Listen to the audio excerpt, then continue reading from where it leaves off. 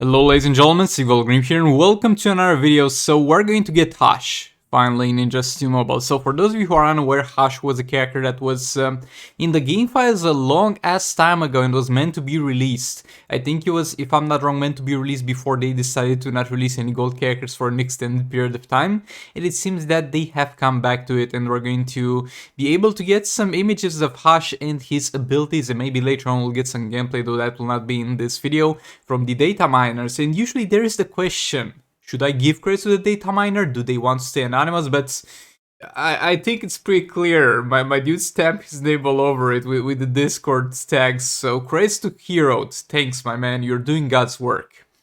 So this is Hush. Let's take a look at his abilities and passives. So first of all, it's tactical analysis. This will be like his main thing. He's going to have two stances basically. And he's going to switch in between them with a special that we'll get to later, which is Emergency Surgery. So he's going to be able to switch between those two stances, and he's going to activate this passive with his abilities. He's going to put some Nemesis marks on the opponent, and they are going to enhance the stance that he's currently in. If he's in an offensive stance, they are going to enhance his offensive capabilities. If he's in a defensive stance, you're going to enhance your defensive abilities. And you're going to start in assault stance, the offensive one. And by using special 2, which we'll get into, you're going to switch to defensive stance, and I guess you can switch in between. Something that they don't make clear. Actually, they do at some point, but still, I do have a question about that one. But let's get into reading this. So first of all, assault stance. Hush's attack, crit chance, crit damage, fast attack chance are increased against opponents with Nemesis mark. Blocking crit resistance and dodge resistance of the opponents are decreased. Okay, so first of all, crit chance, crit damage, attack, fast attack chance. This sounds ass because you can put those on gears. But the thing is, usually when it says plus 10% of Hush's stats, it's going to overlap over the max that you can put on the gears. So I might be wrong about this one. And if I'm wrong about this one, he's going to suck absolute ass. But if I'm not wrong about this one, and you're going to get 10%, though granted this is 7 stars, so I expect it will be lower at lower star ratings, obviously.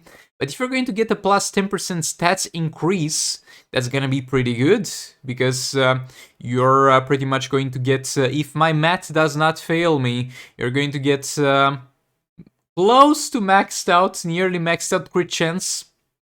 You're going to get a bunch of crit damage. If I was trying to actually be exact, I think it would be 120% more crit damage. You're going to get close to max fast attack chance, and you're going to get a bunch of attack. The attack is the most underwhelming because it's attack, not damage, and we know how that works. And 40% base attack is not that great. Shazam gives 100, and even that is not that great. But if his stats overlap, and he gets all the way to higher crit damage than max, close to max crit chance, like 100, close to 100% crit chance, close to 100% fast attack chance, that's actually going to be pretty good. And decreasing the opponent's crit resistance, dot resistance, and everything like that is going to be yet again particularly useful. So if they do overlap, it's going to be a good character. I still don't think it's going to be the best character in the game, but looks like a pretty good character. If they don't overlap, it's going to be absolute ass, but I think they do overlap the maximum amount, because this is a situation where it gives plus percentage, same as with Batman Jacketoman Special 3, and that actually helps her lethal attack chance overlap over the max.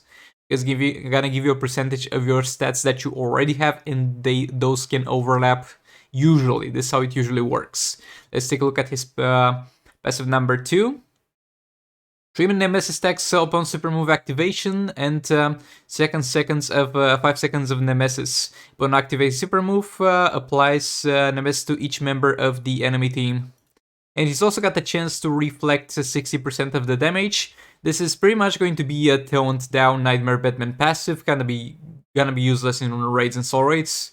Might help you out to tank some of the super move damage, though I wouldn't risk it, my dude. I wouldn't risk it.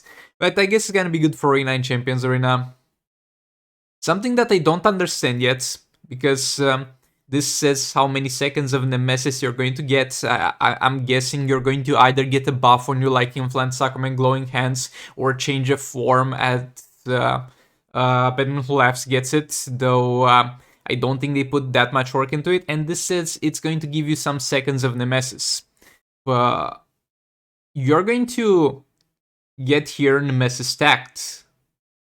And my question is, do the stacks remain applied after the duration of, let's say, what you have activated with the special one? Do the stacks remain, and when you reactivate, you pick up the pace at 4 stacks with the Nemesis active? Question number 2. Do the stacks have a different cooldown each, like the All Blade stacks? Like, you can stack all the way up to 4, but the 4th one is going to be quickly on its way to expire. Question number 3, which is kind of the best scenario actually. Do the stacks refresh themselves like the burning effect does? Let's say you have 1 stack, and you have this amount of seconds on Nemesis, and you refresh the amount of seconds, and you're going to keep your full stacks as long as you keep refreshing them. That would be the ideal scenario, and I'm guessing that's how it works.